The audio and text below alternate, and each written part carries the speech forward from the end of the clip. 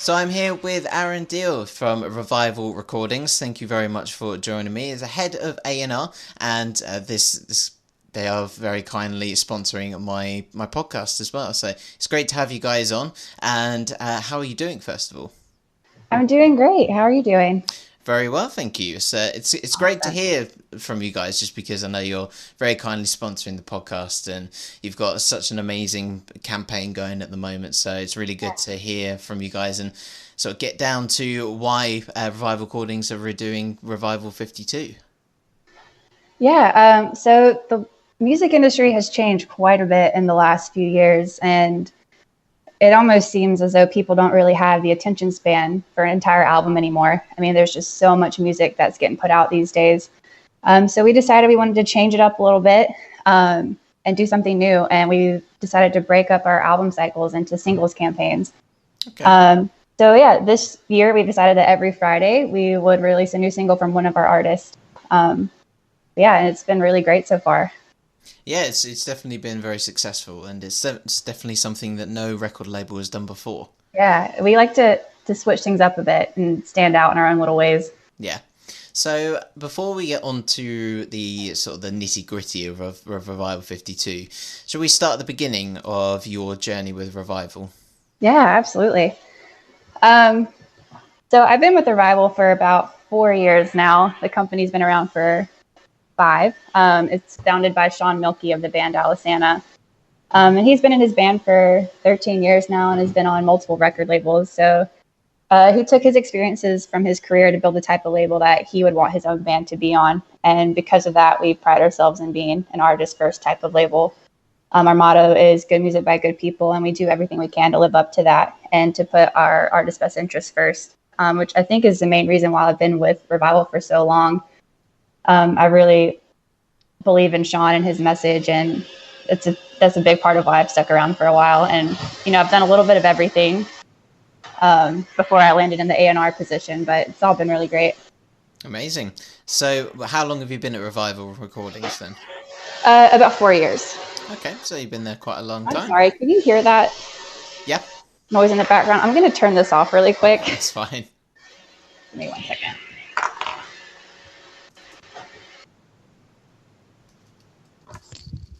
Okay, sorry. Anyways,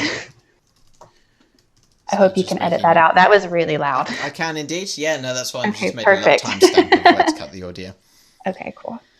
So obviously being in the A&R industry, it's very exciting, but it also has its positives and negatives. Should we go into the positives first of doing the A&R for Revival Recordings? What do you love about the job most?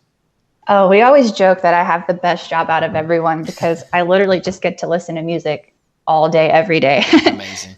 But the downside of that is that a lot of times you get some really bad submissions. So it's not always the best music, but when you find a good one, it's always fun when it stands out. I know your pain in a way. Yeah. But the problem is that I have some submissions and they're really keen to be on the podcast and Oh, they're yeah. really keen to want to work with me, but I just can't do it because I have a reputation of Yeah, and it's so hard because you don't want to be mean about it, but yeah. you have to, give them a little bit of feedback and be like, it's not really what we're looking for, but just keep working at it and try again later. Well, that's the thing, is that that's all you can say really, is that Yeah. you need to work on a few things, and then when you've done these things, do come back, because it'd be really exciting to hear what you've improved on. And a lot of bands do this as well. There's a British band called Idols who I'm very big supporters of. They're a punk band, so it's a classic British punk band, sort of like the Clash. Oh, I love that. And they're sort of bringing it back, that sort of revival, but sort of bringing in very topical things at the moment in England.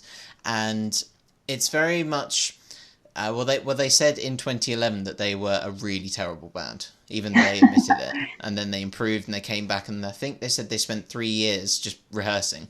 That's all they did. They didn't do any gigs, they didn't do any recordings, they just spent 3 years focusing on their sound, and then they came back, and now they're growing massively. So. I love that. And it's so refreshing whenever like you have a band who puts in that much effort.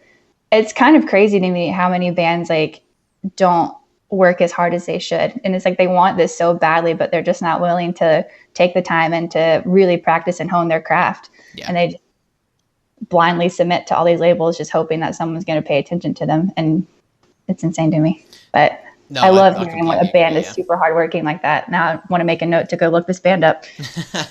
I'll give you a couple of bands to make notes of at the end, off air, shall we say? I mean that's the thing that I look for as well. Is on my podcast is just hardworking bands who are just making really good music that I can just help out. That's pretty much the motto of this podcast. I mean, I think that's probably the biggest thing I look for is I want to know that a band's going to put in just as much effort as we all are. Yeah.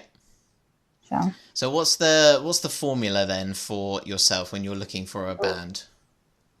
Well, so in the last few years, we've been really working on diversifying our roster a lot. And so obviously I want to hear some good music, and I want to hear something that's different than the bands that we already have on our roster, or different than anything that I've heard. Mm-hmm.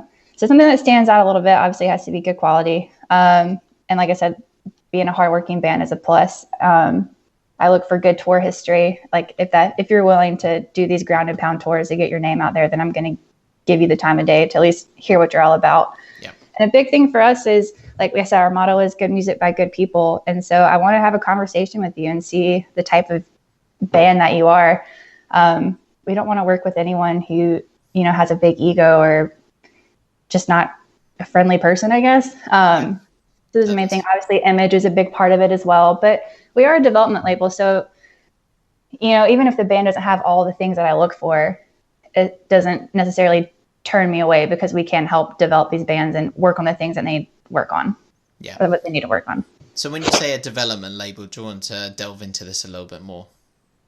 Yeah. I mean, so we've only been around for 5 years, so we're not the biggest label out there. But we do really pride ourselves in finding these bands and helping to, build their career. So we do take a lot of time to help build a team around our artists if they don't have one, to help them fine tune some of the things they need to work on, like building their social media numbers and their streaming numbers. And if they need help with their all around image, we're there to offer that as well. Anything graphic or video wise I don't know, we just all work really hard to help our bands be the best that they can be. And so hopefully if the time comes that they move on to bigger and better things, they give us that credit for, busting our ass to help get them there. So have you had any bands at the moment leave, what's the word I'm looking for? Leave the nest, as it were? Yes, but I'm not sure if I can officially say that yet, because we haven't made any of the announcements. But okay, well that's fine, so I'm not quite sure if that's something I can even really talk about. But yeah, we've had a few move on. So one's going to be a really big surprise for people. So I'm excited about that. Wow, okay. Like I said, the time hasn't come to announce it to the public yet. Stay tuned. Yeah, stay tuned. So back in the early days, obviously you've been with Revival Recordings for 4 years. It's been around for 5. Did you ever think back in the early days you would be where you are today? Yes, but I didn't think it was going to happen quite as quickly as it has been happening, which is, it's been awesome that things are just, especially in the last 2 years, things are just really starting to take off for us. But like I said, I've always believed in Sean and his vision, and they're just all good people. And so, you always want to see the best out of all of that. Yeah. And you always want to work with good people as well. Yeah. So I knew eventually we would start, making a name for ourselves, but especially in the last few years, it's just really taken off now. That's really good. So have you had any surprises along the way? Obviously it's grown a bit quicker than you expected. Are there any more surprises? I think the biggest surprise is when we went direct with Sony the Orchard as our distribution partner. Wow. Like I said, that happened way more quickly than I ever thought it would. And they've been awesome to work with. So we really appreciate everything they do for us. That's great. So what are your thoughts then, moving on a little bit onto Warped Tour? So Revival Recordings are going to be at Warped Tour. We are. What are your thoughts of it being the final one? I am so bummed about it. I grew up going to Warped Tour every year with my dad. He's the main reason I got into music. And so it's been such a staple in this scene for everyone that it's going to be hard to say goodbye. And for as long as I can remember, I've always dreamed of working on the Warped Tour. And I have been like extremely lucky in the last few years with Revival to work the dates. And I'm going to be out there with them this year for a little over a week. So I'm very, very excited about that. And if for anyone who will be out there, come stop by the tent, because we are giving away a ton of free music and merch. And we have a fun little prize wheel you can spin. And so it's a good time. Great. Yeah, sounds really, really good. So do you want to list off a couple of the dates that you're going to be and where you're going to be location-wise? Yeah, let me pull it up real quick. Because I know the dates, I just don't know the locations of all of them. Yeah, that's fine. So whilst you're doing that, do you think you'd ever see Revival Recordings doing a version of Warped Tour as such? So have all your record labels bands on one big tour? Oh, I would love that. I think it would be so cool because we do have such a diverse roster, and especially with some of the newer bands we're about to announce. It would definitely be an interesting tour, and I think it would be awesome to do. But it has been a goal of ours for the last few years to do not necessarily a traveling music festival, but to have a music festival here in Raleigh. But we've been so busy that it's just kind of fallen to the back burner for now. But yeah, eventually I think we will end up doing that at some point. Yeah, I think that'd be really cool. Even if it's a one day or a weekend. Yeah. Either way, I think that'd be really cool. Yeah, we did have like a little music series in our hometown called Reviving Raleigh, where we were just trying to help build up the local scene, and that's what we wanted to turn into this bigger festival.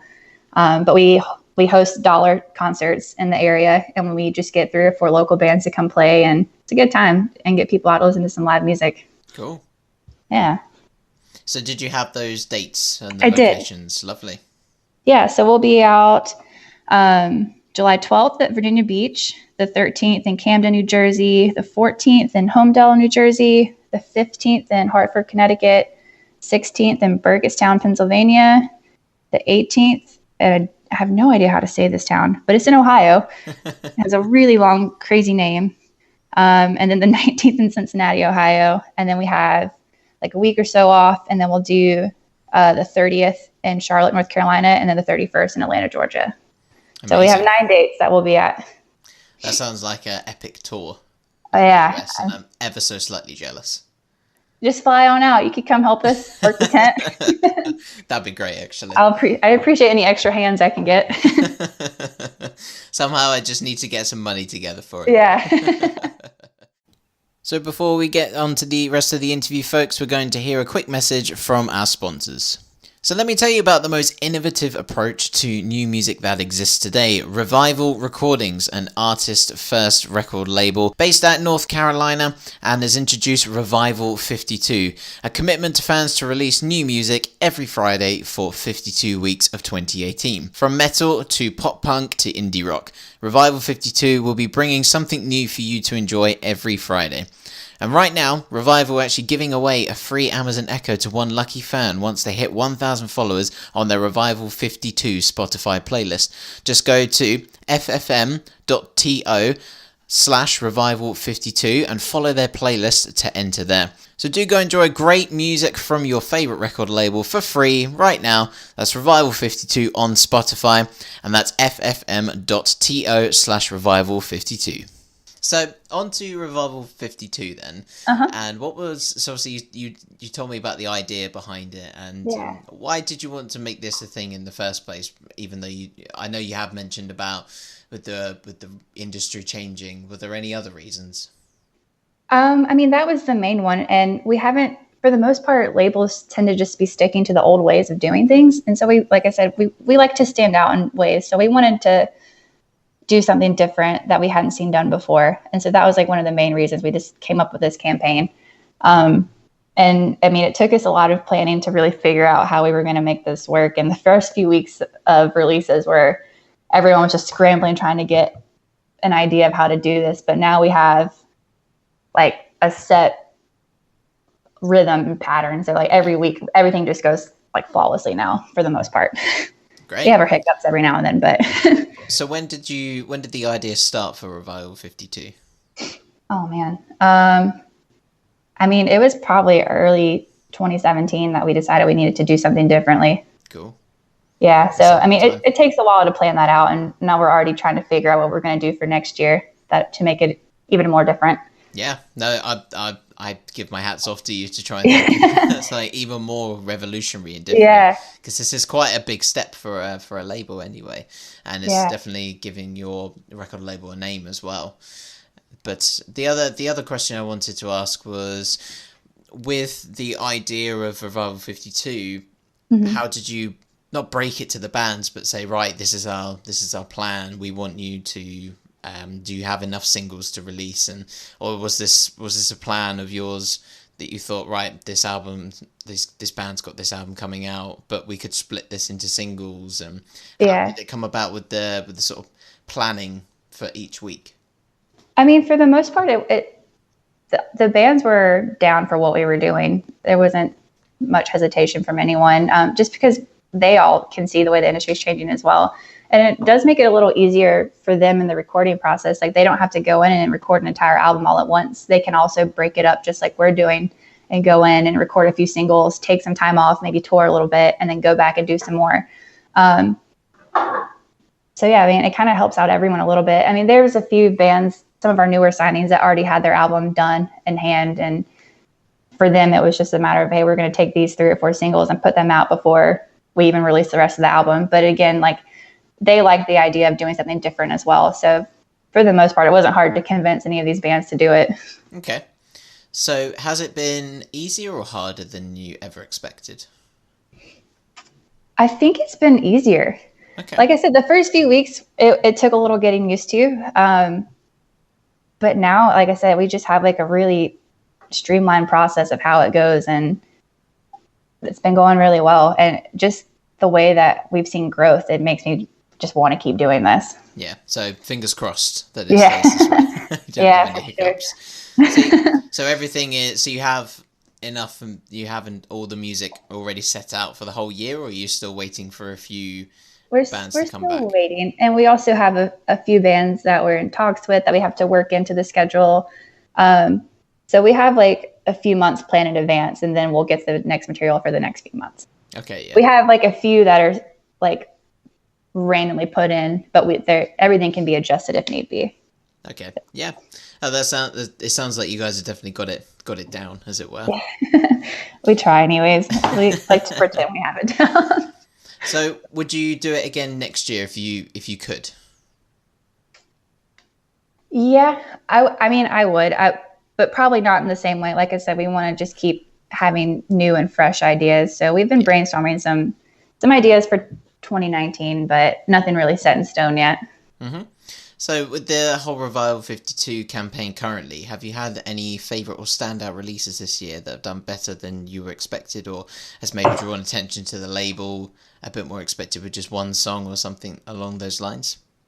Yeah, I mean, honestly, I've been impressed by all of our bands this year and how well it's going for them. But I do manage the guys in a Void, so I'm a little biased when it comes to them. But they've just really been doing great so far, and have been seeing a lot of attention, as well as Alteris and the home team. So yeah, it's so hard because all of our bands are really great. You can't just pick one. Yeah.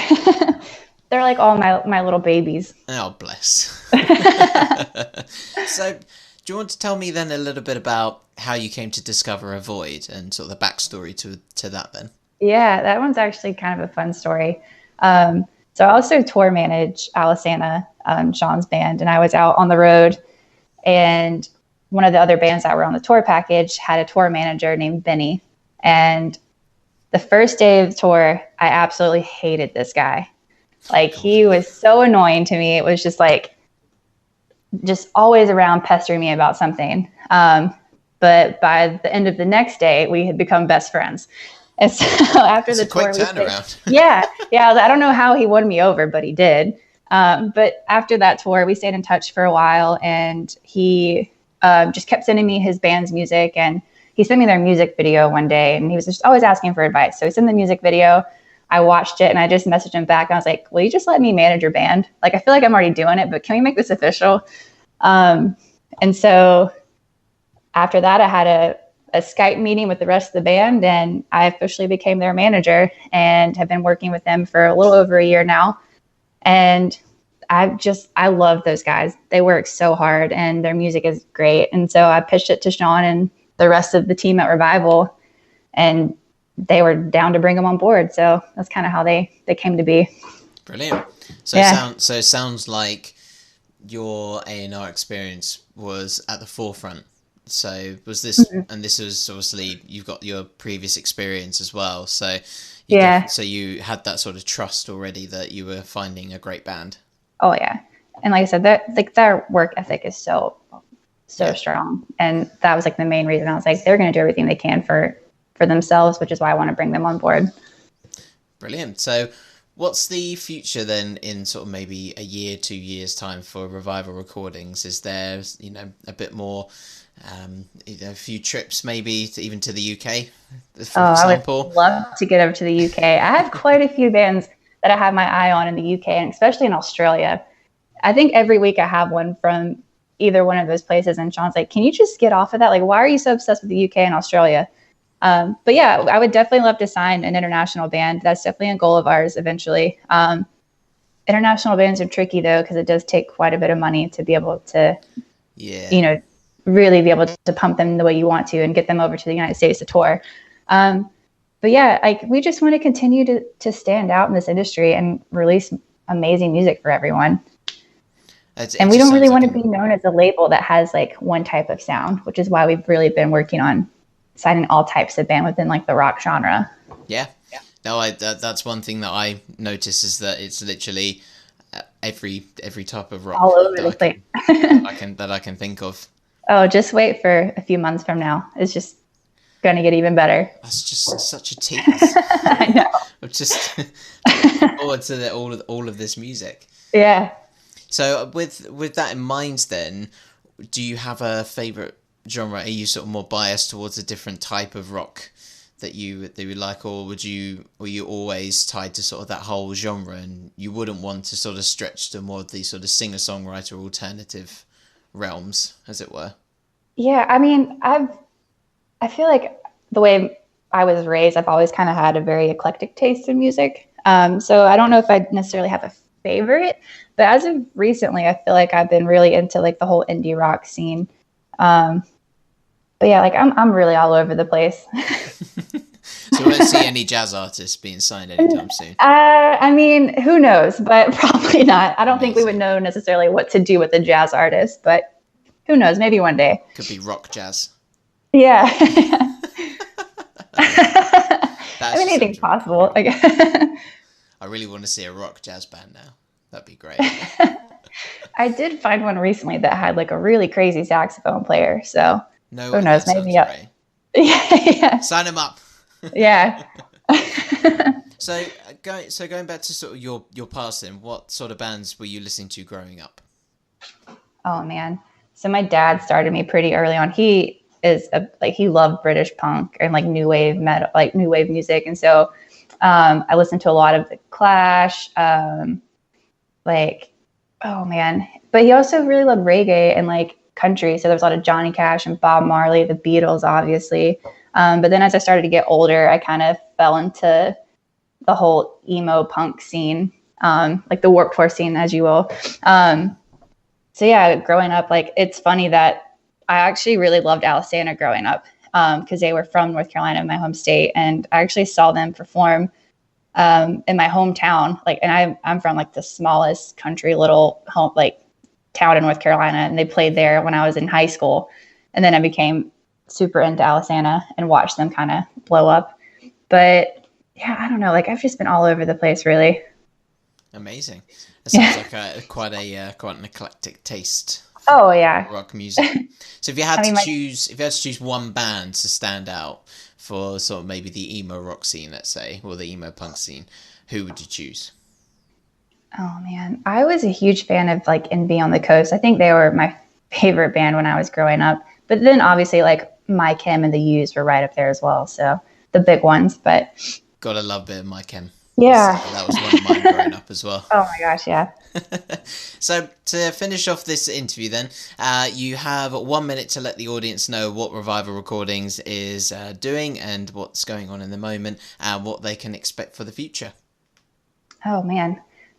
So like we've talked about already, we have the Revival 52 campaign going on right now. So every Friday, be on the lookout for a new single from one of our artists. We also have a Spotify playlist that updates every Friday with the newest singles. So be sure to go give that a follow.